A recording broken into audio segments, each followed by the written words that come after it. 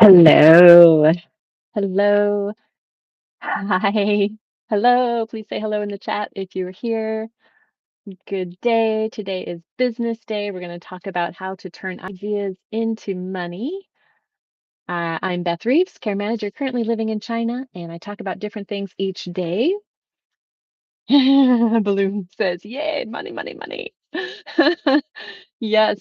So I have been thinking about these lives and thinking about like there's information and then there's transformation. And I wanted to think about how these lives can be focused more on the transformation. So with business, I started with this turning ideas into money. Now, I will say, I don't think that's the main reason or the only, certainly not the only reason, but I don't even think it's the main reason to have a business. I think that there's a lot of better reasons, and then we're going to talk about those. But money's good too. So how are you, Bloom? I've been missing you. You're so sweet to always be here. How's everything in your world? I hope your weather is good. I know it's probably getting warm over there. Um, so oh, you were in tax hell yesterday. I'm so sorry. Well, it's over now. You've made it through. You've come out the other side. Oh, and the weather, it was so warm and now it got chilly again. Oh, okay. Well, I am now in Zhuhai, which is a subtropical actually region of China. So, which is why I tried to do the walk around on Tuesday, your Monday night, and I'm so bummed that that came out so grainy. It did work. There was sound and there was visual. It just was very poor quality, and so that was unfortunate. But, I hope that I can walk around because it's just so cool to see this side of China. A lot of people don't know that there's palm trees and beaches and stuff here. So, but it's mid-April. It's nice right now. I am a little concerned about what it's going to be like when it goes to summer. So we will see. I keep asking everyone, I'm like, "So what's this?" Um, yeah, I know. I'm trying out the work thing here. So I'll be teaching English, I hope. And I'm really excited about it, but I also, I have a healthy respect for teachers. I do. And I am not trained as a teacher. And although I've done teaching with my own stuff, like I haven't taught English and I haven't been trained to teach you know, language curriculum and, stuff like that. I mean, it's just the whole thing, right? I haven't done. So I have a healthy respect for that and recognize that I don't have that skill. So anyway, but I'm looking forward to trying it. Okay, so couple of things today. We're going to talk about why it's worth trying to turn your ideas into money and how you can do it with something small. So you don't need a lot of startup cash. That's what the book that we're going to take a look at is the $100 startup. And it was written a while back, not too long, 2012. But I think the framework is still good. Some of the tools have changed, but the philosophy is still very helpful. So, um, but first, let's just talk about why I want to encourage folks, all of us, myself included, to experiment and try turning our ideas into money. So, one of the main things is you've probably felt this, let me know, but I think we tend to get stuck in our ideas. You know, we can generate a lot of ideas, we can have feel a lot of energy around them, but then we get stuck and mired down into the actions taken needed to get the ideas implemented. And this is what they say really separates successful entrepreneurs from those that are not successful is the implementation of those ideas. That's where it gets tough. So what we want to do now today is we want to try to bring down the difficulty of that implementation and you know make it easier for ourselves. I'm just going to try to move to the light. It's a little better here. Is that better? I don't know. Oh, Bloom says she's excited to hear how the teaching goes. I will let you know. I will let you know. I might have my first trial today, so we'll see. But so far, everybody's been so nice, and the students here are so nice, so it's been super fun. Okay, um, so before we look at the book, um, let's talk about our goals. So the goal here is to get to the first dollar, and it's to do small tests that are super fast, so that we can just get that feeling like, you know, of getting money in. That's nice. That's a good success. That's a good confirmation, encouragement, right? But we don't need a full plan. We don't need to build out a whole infrastructure yet. We just want to take some steps, a simple offer, and get someone to say yes. So if you watched my live about the Sabrina Romanoff um, series, which Bloom introduced me to, I have used that Bloom I think 4 times now with different people since you introduced it to me, and thank you to Sabrina Romanoff, it's amazing. It's been so helpful, and it just really, and I'll put the link in again below here just because it is such a good one. It's a prompt chain that helps you walk through some idea generation and get to a plan of something small, something you can do right away, um, that is still targeted though, so we're not just throwing spaghetti on the wall. We've identified something that means something to us, something that would be fun and is moving in the direction we'd like to go. So Bloom says, yeah, that is so great. Sabrina Romanoff rocks. She really does, man. She is such an inspiration, like you are. Um, So, and I point a lot of people to you as well, Bloom. The same people. I'm like, okay, here's Sabrina Romanoff, here's Bloom Bauer. Take these two gems and run with them. Go here, go here now. um, yeah. So, okay. So we are going to focus. Oh, I want to just talk one more thing about the value of trying because, here in China, for example, I was talking to someone about entrepreneurship. Like I feel like I meet so many people that I feel the energy in their ideas and I'm like, why don't you try something? Why don't you have a business? And one person yesterday said something interesting. He said, that in China, it's generally still considered not very cool to run your own business because it's considered risky. And, parents don't want their kids to do things that are risky. They want them to have a job that's stable and and so being an employee and finding a good job is really still the target way to go. So I was thinking about that and I was like, okay, fine. I don't need to counter that, like still great, go for the job but you can still do something on the side, right? Like, I don't know, I have to continue to talk to people about this, but I feel like the value of doing your own thing is, again, it's not just about the money or the employment, it's about what you learn, You get to take responsibility for your own thoughts, your own idea, and try to put it out into the world. And that process is so valuable. You learn so much about yourself. You learn about taking risks, about failing, about receiving feedback, about receiving criticism, about, pivoting and changing, right? You learn so much. And I think those are valuable things to learn. So that's another reason to take your idea and try to do something with it. Okay. So now let's just take a look at our book. Let's see what time it is. 8:12. Okay. So, and I'm just going to read a little bit from the from Amazon in the chat so we can all see it. And $100 startup. So yeah, Chris Guillebeau probably, or Guillebeau, 2012. And so it's a small book, um, funny and easily readable, and we're going to just read a little bit if I can read a sample.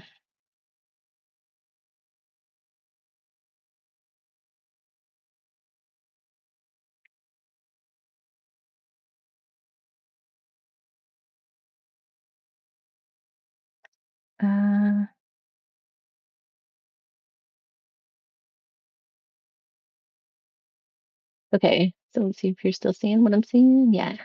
Okay. So the $100 startup model. I've been hearing stories about unconventional businesses for at least a decade. Through my work as a writer and entrepreneur, I had access to a wide circle of micro business case studies, profitable businesses that are typically run solely by one person without much in the way of startup capital. In 2010, I produced a series of workshops on low budget business ideas. While hosting these workshops, I know I'm skipping forward, guys, but you can read. I don't think you need me to read every word. While hosting the workshops, I became interested in the follow your passion model. That's what I like to. That's what I want to encourage. The idea that successful small businesses are often built on the pursuit of a personal hobby or interest. I conducted interviews with entrepreneurs all over the world and documented their stories for an online course called the Empire Building Kit. Um, so these are the four of the six criteria. All of the respondents met at least four of the following six criteria. These are from the 1,500 respondents that he had.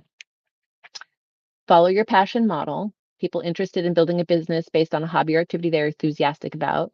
Low startup cost, less than $1,000 to begin, and especially less than 100 if possible. Wanting to earn at least 50,000 a year USD in net income. So profitable businesses. So that's net income. That's after expenses, not just revenue. No special skills. Bias towards business that anyone can operate. And full financial disclosure and fewer than 5 employees. So then he took all those folks and he did case studies on them, which is then I think what we get down to um, where he pulls them all together into this book. So obviously we have our lesson one, which is convergence, which is our passion converging with what other people care about, right? Like that's important. I uh, I may be very passionate about eating pizza, but no one is going to pay me to do it. Lesson two is skill transformation. So that's what I would like this channel, what I'm thinking to do is like with each of my themes now, I want to think about how to do that. So here in business, what we'll do is we'll talk about how do we build the skills to transform our ideas into money. So that's what we'll focus on in these Wednesday night, Thursday morning business chats. Um, and then number three is the magic formula. Passion or skill plus usefulness equals success. So it's not only what people are interested in, but it's what will be useful to them.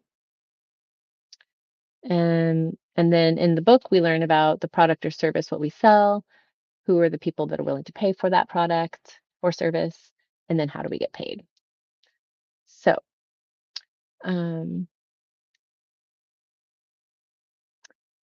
so again, the key points are micro businesses aren't new. They've been around since the beginning of commerce. What's changed, however, is the ability to test, launch, and scale your project quickly and on the cheap. To start a business, you need three things: a product or service, a group of people willing to pay for it, and a way to get paid. Everything else is completely optional. If you're good at one thing, you're probably good at other things too. Many projects begin through a process of skill transformation in which you apply your knowledge to a related topic. Most importantly, merge your passion and skill with something that is useful to other people.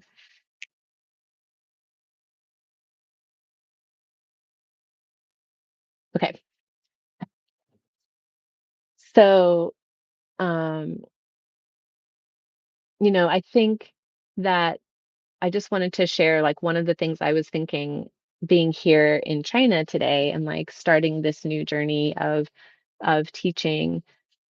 Um, One of the things I think is really valuable, I guess, about starting a business or trying something new, trying to turn an idea that you have into something is that the path that you're on is the value. It's the journey that you're on as you go along to build your business, to take your idea and to turn it into something that is so valuable. but I do think we need people along the way to help, to see us, to encourage us, to reflect back how far we've come. Um, and that is what I was thinking about this morning as I was walking to the school today. Um, I needed to take a moment and reflect back to myself. I've been in China now for 9 months. I had this idea a year ago. I actually had some pictures that popped up where I was in China exactly 1 year ago in April. That's when I first came to China. And um, now a year later, I'm here. I've met a lot of people. I've, I've studied, I've traveled, I've networked, and I have gotten a work visa. And now I'm settling into this like daily life where I wake up and I make my breakfast and I have my coffee and I walk to work and I have a desk and I have lunchtime and I have colleagues. And I haven't actually walked to work in an office for 10 years because I've done other things, right? I've been on the doing care management and had my own business. Well, yeah, no, that's right. Because the last time I was in the office job, it was in 2017, and after that, I've been like care management where I would be on the road. So it's just interesting to be be um, feeling that lifestyle again and recognizing that's a big deal. Like that's a big path, the journey that I've gone down in the last year. And we don't know where it's going to lead. but but even so, the fact that I'm here where I am now is really crazy and really interesting. So I guess that doesn't completely tie into turning your ideas into money, but it does tie in with the idea that I really want to encourage everyone to follow your passion, even if it is something small, even if it is on the side, because you will learn so much. And who knows what it might become. Meeting the people that you meet along the way when you're following your passion and learning things about yourself as you try to make it into something that other people can use. Um, I mean, what better thing can you do with your life, right? So so that was my thought for today. I hope that that's helpful. Um, Blues, this is sweet. Oh, each recommend me. Of course. Oh my goodness. You're like such a wonderful resource. You're so generous with your information and knowledge. People are so lucky to have access to you, Bloom. She says, I can't believe it's been 9 months already. I know. I know. Isn't that wild? I know. And it's funny though, because here, um, like when I was at the Kung Fu Center, people were like, "Oh, wow, you've been in China for 9 months." Like that was a long time. But here they're like, "Oh, you're such a newbie. You haven't even been here a year yet." So, so it's an interesting perspective. Bloom says, "So true about following your passion, even if it's just a few hours a week doing what you love." Yes, absolutely. Absolutely. And we can forget, if we don't allocate some time and space to those things in our life, like they can kind of fade into the background, and we can forget. Like now when I'm doing my writing, I'm like, oh my gosh, I really love writing. It's really fun.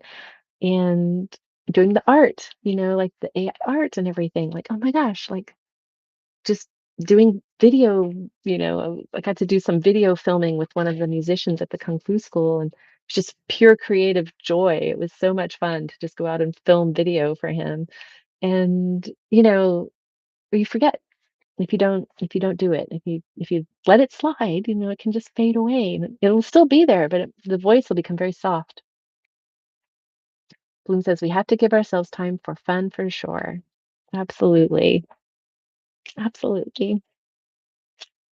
All right. Well, I thank you so much for being here. This was business topic, turning ideas into money. And that's going to kind of be what I'm going to focus on, I think, on these days.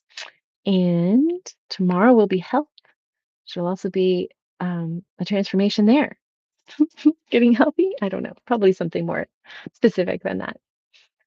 But I'm so happy to have you here. And um, yeah, thanks for being here. Have a great evening.